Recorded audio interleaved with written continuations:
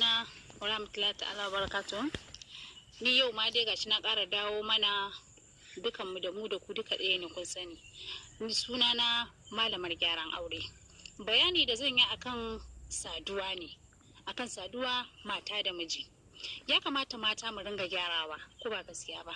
Sannan kuma mazan kuna da matsala. Sannan matsaloli ga mata a rayuwar aure shine wata kwata-kwata bata iya kwanciya ba. Miji ya zo ba za ki gyara masa ba, ki buɗe masa yadda zai samu ya shige ki. Dole fa ya je yana neman wata a waje. Sannan kuma idan kika yi mai sau ɗaya shikenan sai ki baje sai bacci. A'a, yar uwata ba haka zaki ba. Ya kamata ki gyara. Style ga suna kala daban-daban. Wanda irin style ne mace, kina mace. Sannan gyararriyar mace a ce ba za ki waɗa namiji ba. Dole fa ya ringa hango wata a waje. To shawara dai zan baki. Style ana yin shi yafi kala 7 har zuwa 8 ma. Idan zaki a cikin wannan dare, miji zai buƙace ki ko da yaushe a wannan lokacin. Na farko idan ki kwanta da namiji, kar ki tsaya ki sarere kina kallon sa. Yana dawowa idan kika dan tareraye shi sanne da zuwa waye da sauransu. An zo lafiya waye da sauransu. Sannan zaki dan shiga cikin ɗakin ki, ya kamata ki dan samu turare a jikinki ko ina jikin ki zama yana kamshi. Idan kun zo kwanciyar aure da ke da mijinki, ki fara shafe jikin shi, ki lashe mishi ko ina, ki har ƙasan shi ki laso shi. Idan kika fara lashe masa jikin shi, hankalin shi ya fara tashi, kika tabbatar da cewa gaban shi ya miƙe, to na zaki fara kwanciya.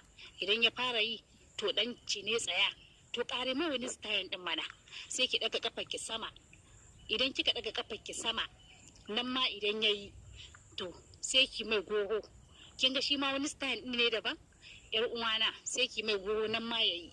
Idan kika yayi sai ki ce dan dakata, ki ƙara botsarewa yanda kika tabbatar da idan ya shige ki zai ji daɗin ki. Yana irin wannan maganganu irin ashi da sauransu da kin dai gane yan uwana mata. Idan muka yi haka a rayuwa namiji ba zai hango wata a waje ba.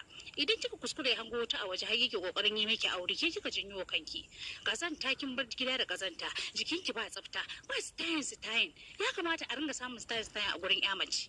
Ya kamata dai gaskiya a ringa gyarawa. Sannan kuma mazan ba zan bar ku ba. Ya kamata dan Allah aski, a ringa aske gaba. Ana gyara gaba, ana gyara jiki. Saboda mata muna son namiji ne mana kamshi a kusa da mu. Ko ba haka ba. Sannan wai ba mace ta bude maka ka shige ta da karfi ba haka ba. A'a, ka ringa yi a hankali yadda za ka ringa jin ni'imar na taso maka a gare ka. Ko ba gaskiya ba. Kuma kuna da laifin ku kenan.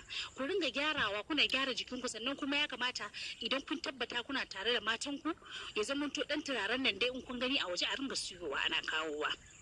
Ina gaya muku ku ƙara sanar da cewar tsaftar jiki a rayuwa yana da masifar daɗi. Ka ji matarka tana ƙamshi, yauwa kaga shi ma nan burgewa ne.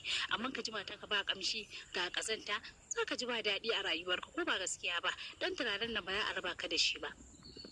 Sannan na dawo bangaren saduwan nan abu ne mai daɗi, mai annishuwa, mai jin walwala a rayuwa ko ba gaskiya, musamman ma ga yanzu yanayin sanyi.